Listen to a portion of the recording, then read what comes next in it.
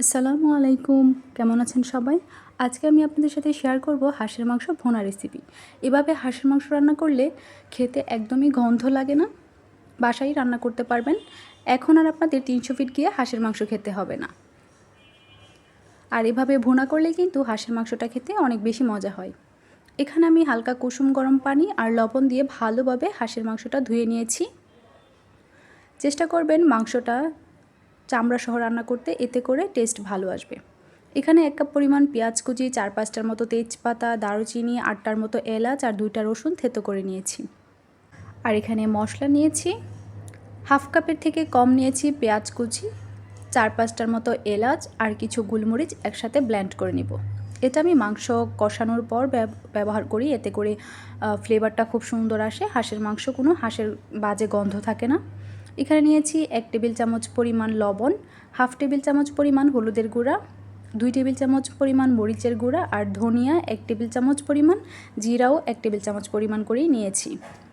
তারপর এখানে মাংসটা রান্না করার জন্য 1 কাপ পরিমাণ সয়াবিন তেল দিয়ে দিব। তারপর এর মধ্যে দিয়ে দিব প্রথমেই গরম মশলা, এলাচ, লং, দারুচিনি এগুলো প্রথমে দিয়ে দিলে ফ্লেভারটা খুব ভালো আসে।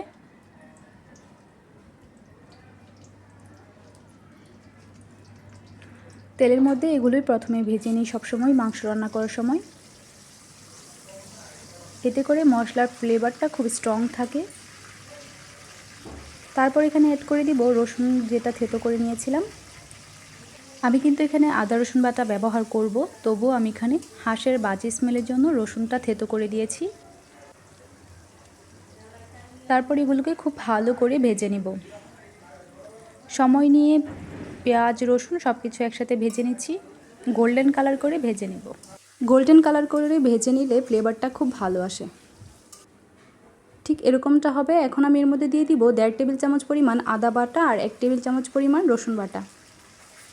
এগুলোকে একটু সময় নিয়ে ভেজে নিব, এতে করে খুব সুন্দর একটা কালার আসবে এবং ফ্লেভারটাও ভালো আসবে। মশলাটা যত বেশি ভালোভাবে কষাবেন ঠিক ততটাই টেস্ট ভালো আসবে। তারপর এর মধ্যে মশলাগুলো দিয়ে দিব। এ পর্যায়ে কিন্তু চুলার আঁচটা একদম লোতে করে রাখতে হবে। একদম আস্তে করে সময় নিয়ে মশলাটা কষাতে হবে। মশলাটা ভাজা হয়ে গেলে এখন আমি এর মধ্যে দিয়ে দিব 2 কাপ পরিমাণ পানি। আমি সবসময় রান্নাতে ফুটন্ত গরম পানিটা ব্যবহার করি, এতে করে রান্নার স্বাদ, টেস্ট, কালার সবটাই ভালো আসে। মশলাটা 4 থেকে 5 মিনিট সময় নিয়ে কষিয়ে নিলেই ভালো হয়। মশলাটা কষানো হয়ে গেলে এখন এর মধ্যে আমি মাংসটা দিয়ে দিব।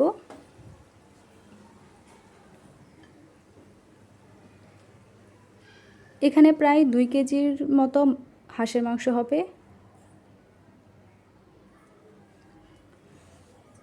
তো এখন খুব সুন্দর করে মশলাটা আমি মাংসের সাথে মিশিয়ে নেড়েচেড়ে নিব। আর এটাকে আমি ঢাকনা ছাড়াই রান্না করব প্রায় 10 থেকে 15 মিনিটের মতো, এতে করে কোনো বাজে গন্ধ থাকবে না। ঠিক এভাবেই আমি রান্না করে নিব।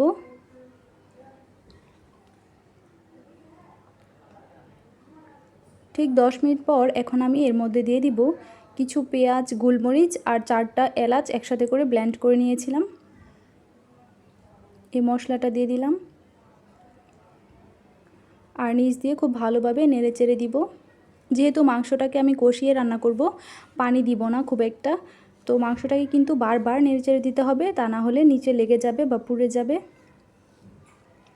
ঠিক 15 মিনিট ঢাকনা ছাড়া রান্না করার পর ঢাকনা দিয়ে দিব। আর ঢাকনা দেওয়ার পর কিছুক্ষণ পরেই দেখতে পারবেন ঠিক এরকম মাংস থেকে পানি উঠবে। আর এই পানিটার মধ্যেই মাংসটাকে সেদ্ধ করে নিব। আস্তে আস্তে করে কষিয়ে নিলেই মাংসটা অনেকটাই সেদ্ধ হয়ে যাবে। প্রায় 20 মিনিট সময় নিয়ে আমি এই পানিটাকে শুকাবো আর মাংসটাকে কষাতে থাকবো, আর একটু পর পর নেড়ে চেড়ে দিব।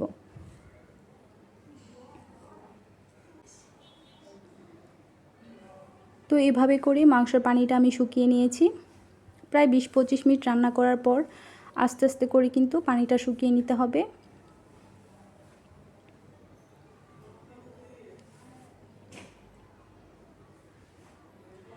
বারবার নেড়ে চেড়ে না দিলে কিন্তু নিচে পুড়ে যাবে। ঠিক এরকমটা হলে এখন আমি ভালোভাবে নেড়ে চেড়ে এর মধ্যে পানি দিয়ে দিব।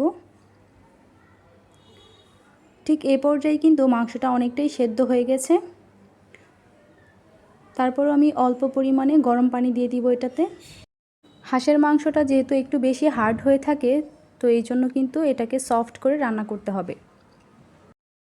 তো পানিটা দিয়ে আমি এখন চুলার আঁচটাকে একদম লোতে করে এটাকে আধা ঘন্টা চুলার উপর বসিয়ে রাখব। এতে করে মাংসটা একদম সফট নরম হয়ে যাবে। ছোটো থেকে বৃদ্ধা সবাই কিন্তু খেতে পারবে, একটু নরম করে রান্না করলেই হবে। তো দেখলেন তো, ঠিক আধা ঘন্টা পর আমি চুলাটা অফ করে দিব। এই তো এরকম ঝোল থাকবে, কিন্তু ঠান্ডা হওয়ার পর কিন্তু ঝোল আরও বেশি কমে যাবে। এভাবে হাঁসের মাংস ভুনা করলে খেতে অনেক বেশি মজা হয়। আপনারা কিন্তু এভাবে আমার রেসিপি ফলো করে রান্না করতে পারেন, কোনো ধরনের বাজে গন্ধ থাকবে না। বাসায় এভাবে হাঁসের মাংস ভুনা করতে পারেন, খেতে অনেক বেশি মজা হয়। তো ভালো লাগলে অবশ্যই আমার চ্যানেলটি সাবস্ক্রাইব করে দিবেন। আজকের মতো এখানেই শেষ করছি। ধন্যবাদ সবাইকে।